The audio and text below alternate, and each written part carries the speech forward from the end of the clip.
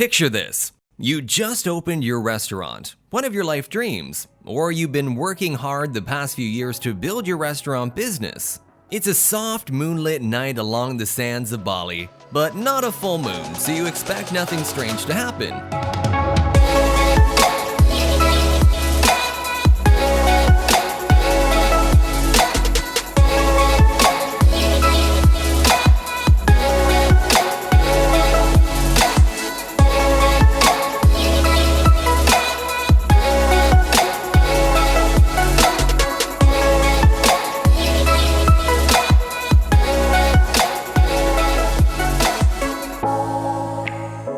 This is a normal moon night where normal things should happen, and you haven't been drinking. Anyway, you're at the restaurant feeling proud of what you've accomplished when suddenly the dining room is overflowing with people. The lucky ones have tables, the rest are snaking their way out the door, raising their fists and waiting with angry faces for seats to become available. You're gonna make a lot of money tonight, but not as much as you could make if there weren't so many hungry diners leaving in frustration.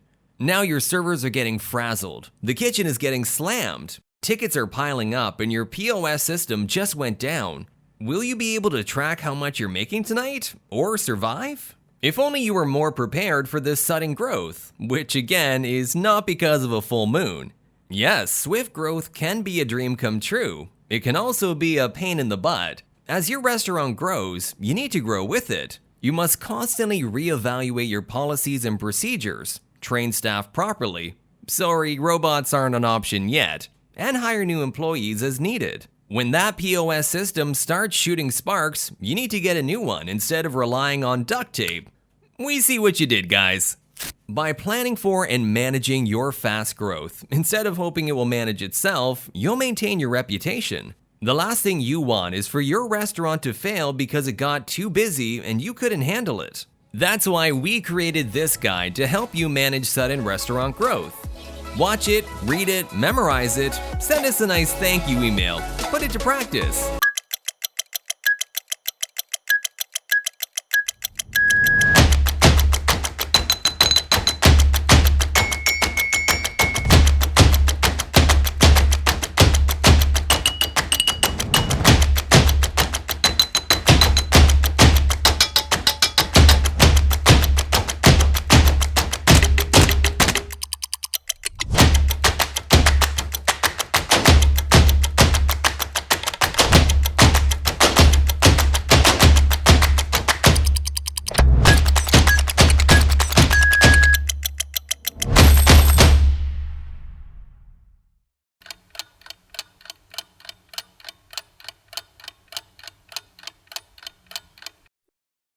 Start with a solid business growth strategy. Short-term plans are simple. What's for dinner? Chicken. Done. Easy. Now what's for dinner every day for the rest of the month? That's a long-term plan. Planning long-term is harder and takes more time, dedication, and thought. Creating long-term plans are a necessity if you want to get anywhere with your business, and they serve as a blueprint for growth. Before you really start growing, having your goals on paper will help you break down everything that needs to be done, and will give you a map of what to do when challenges happen. You'll know how much extra staff, food, and equipment you'll need in the future and when you'll need it. Like before your restaurant gets so busy it implodes. Contact that friendly financial advisor who gave you their number at that one conference, but you didn't call back because you thought, how hard can accounting be? You've learned accounting is pretty hard, haven't you? And taxes. Who wants to deal with all those numbers? Some people do. In fact, some people love accounting and doing taxes. Insane, right? Luckily, you don't have to do everything on your own. You actually shouldn't. When it comes to getting the numbers right, crunching the data, and taking time to figure out cash flow, working with a financial planner can save you a lot of time and a lot of headache. You'll also have someone on your team to help manage restaurant growth. New expenses? A financial planner can help with that. Plus, he or she will uncover opportunities you may never think of. More brains are always better, especially if you're a zombie. Make lots of spreadsheets so you understand why you're growing. Okay, you don't have to use spreadsheets. You can use napkins if that system works for you. No, God! No, God, please, no! But you need to be tracking everything as much as possible so you can understand why your restaurant is growing. If your sales are increasing, why? Was it that marketing campaign you did with that adorable dog? Has your chef created a new menu that everyone is talking about? Please, in a good way. Did you give your servers more training so now they don't visit every table before putting the tickets in and slamming the kitchen with 50 orders all at once? We're looking at you, Nikki. Kudos for all your hard work, and hopefully you know which one of the approaches is causing the most growth. Something you're doing is setting you apart from the competition, and you need to track what that is to replicate it, putting more fuel in the fire. Go over your sales with a fine-tooth comb, double-check payroll, review assets, receivables, and any increases in overhead costs. Look at everything and make notes on your napkin, or whatever. Over time, all this data will show you what is having the strongest impact on your bottom line, so you know how best to move forward. Use systems that work, not systems that don't work, obviously. It may sound obvious, but many restaurants fail from sudden growth because their systems can't handle the change. Right now, it may seem easy to manage your restaurant, but the bigger you get, the more you'll need help with the day-to-day aspects. Revise the processes and policies that make your restaurant run like a well-oiled machine. Think of what can be streamlined as you grow. And remember to tell your staff, there's nothing worse than go-to orders piling up because you changed the system and forgot to tell Nikki that she now has to put orders in the left window and not the right one. Oh, Nikki.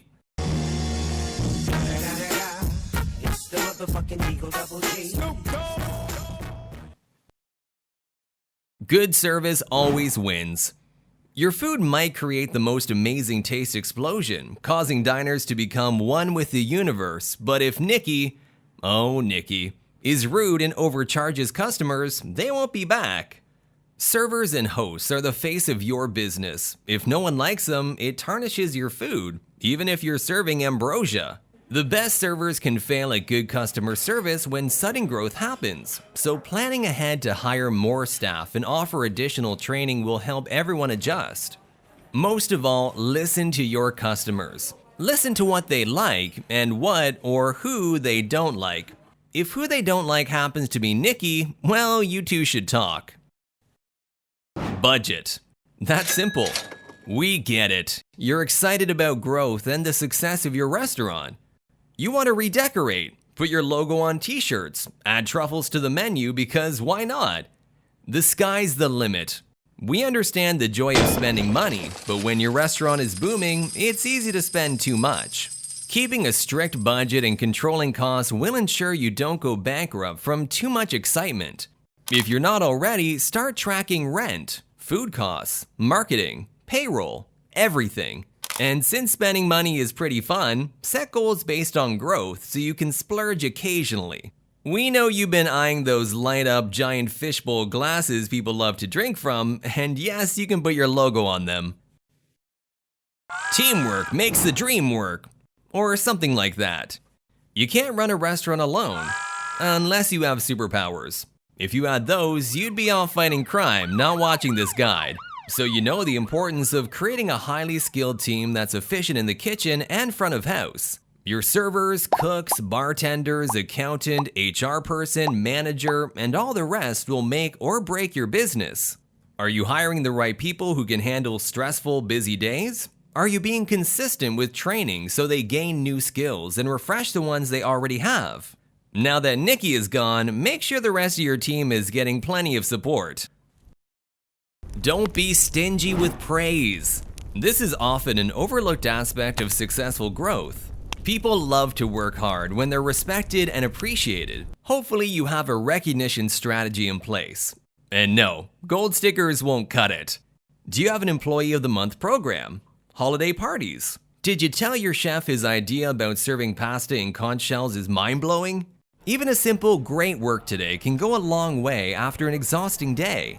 The last thing you want are employees who don't feel valued and start cutting corners once you have more diners. Change with the times. Some people can't let the 80s go. They love big hair, big shoulder pads, and popped collars. It's okay if you love those things too. Psst, we won't tell anyone. While it's okay for you to indulge in your 80s obsession on the weekends, your restaurant needs to change. If you bought a restaurant from the 80s, give it a facelift. And if your restaurant was hip when you first opened, but it's been a few years, evaluate whether or not it's time for an update. Try new systems, experiment with different strategies. Give your members-only jacket a loving wash after all these years. The most successful restaurant owners can pivot and adapt as needed, even if they're always an 80s kid at heart. And it's recap time. You should feel less stressed now about sudden restaurant growth. More zen. You have a strategy. You know why you're growing. You've trained your team and put a budget in place. Hopefully with the help of professionals. Best of all, you're open to change and ready to adapt to anything that comes your way. You're gonna make it, baby.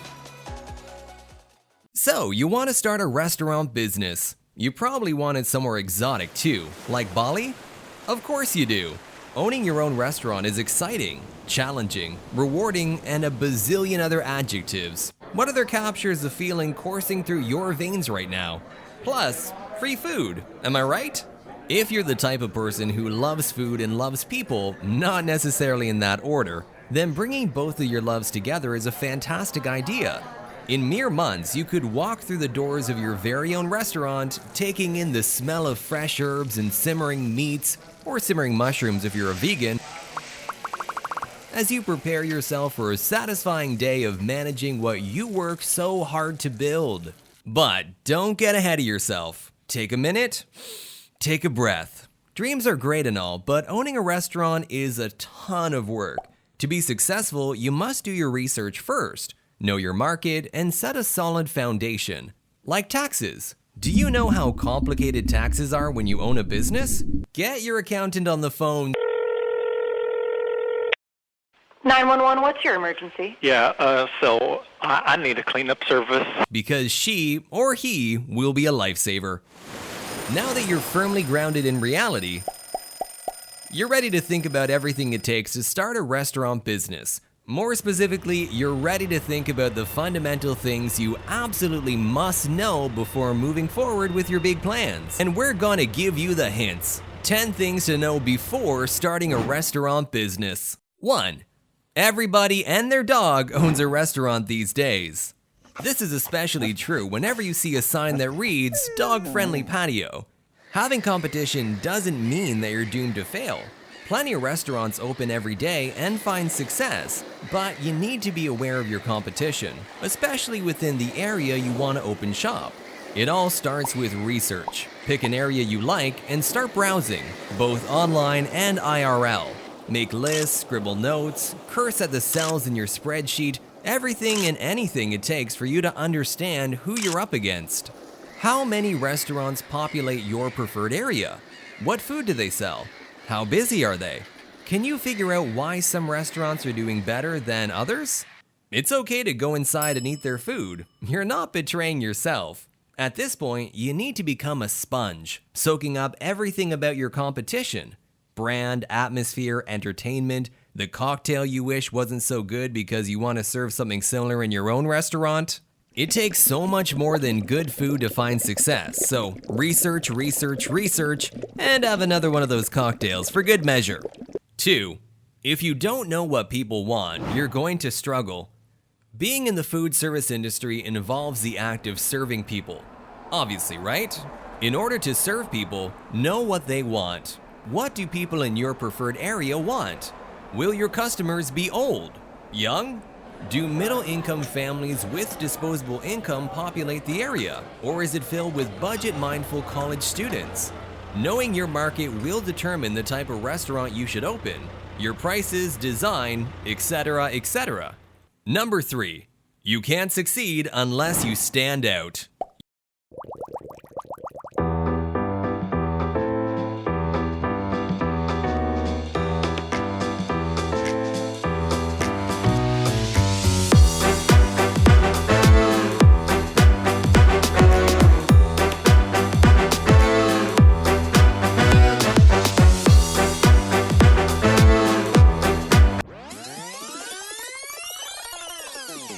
You don't gotta dress like a giant lobster and scream at people to try and order your food, but you do need to know what your unique selling point is. If you did your research, which you should, you'll know why your competition is either succeeding or failing, and you'll know their selling angles. So, what's yours? Will your food be unique to the area? Do you offer live music while others don't? Can you serve drinks in glasses that are bigger than someone's head? Figure out what makes you stand out, and you just might make it. 4. Equipment is a good chunk of the startup costs. You can't make food if you don't have stuff. You know, whatever you make food with. To make all those fancy schmancy dishes, you'll need equipment, a lot of it. Sadly, grabbing a used oven from your neighbor's rummage sale just won't cut it. We're talking huge ranges and grills and freezers and… Wait, what kind of food are you serving? Depending on your menu, you might not need every piece of equipment available, but you still need to set aside a lot of cash to get set up. Remember that accountant we told you to call? Determine what you need, make a list, and then sit down with your go-to financial helper to determine your budget. Number 5. You need people to use your equipment. What's a kitchen without a cook? A pretty sad place. Hiring staff is an important part of your business. In fact, we're 100% sure that you can't run a successful restaurant if there's no one to cook the food. But hiring your uncle's friend's wife's son who is interested in culinary school and needs a part-time job won't be enough. Not only do you need staff, you need great staff. Though you're motivated and driven, you can't run a restaurant business solo. First, determine all the staff you need. Bartenders, line cooks, servers, and then start interviewing. If hiring staff is too daunting or taking up too much time, a professional human resources person is advisable. 6. You can't get people tipsy without a license. Serving alcohol is a whole other beast, one that requires a license. Our advice? If you're 100% certain you want to serve adult beverages, apply for your license now. Stop reading and go apply. Most states only allow a certain number of licenses, and if you're lucky enough to get one, issuing it can take months or more. A liquor license takes time, so it's best to start early. We know you're ready to get people tipsy yesterday, but there's plenty you can work on while waiting to open the bar. Patience. Number 7. Advertising is the secret sauce. While people want to go where everyone knows their name, they also want to go to places they know the name of. And they won't know your name until you get it in their face, preferably in a friendly manner. Have you considered your marketing plan? You can't rely on smoke signals or shouting your specials at people on the sidewalk. To really find success, you need to roll up your sleeves and get to work. What social media channels will you start? How will you capture your target audience with paid ads? Will you do any billboards, newsletters, print ads? Figure out what your target demographic responds to and budget, plan, and then budget some more. 8. None of us stays young and hip forever. The same will be true for your restaurant. When you open it, if you've done your research, you'll be fresh, unique, and something your target area craves. But after 2 years, 5 years, 10? Okay. You'll be older, and so will your restaurant. People's interests are constantly changing. To keep them coming back, you'll need to spend money to upkeep your interior and remain open to change.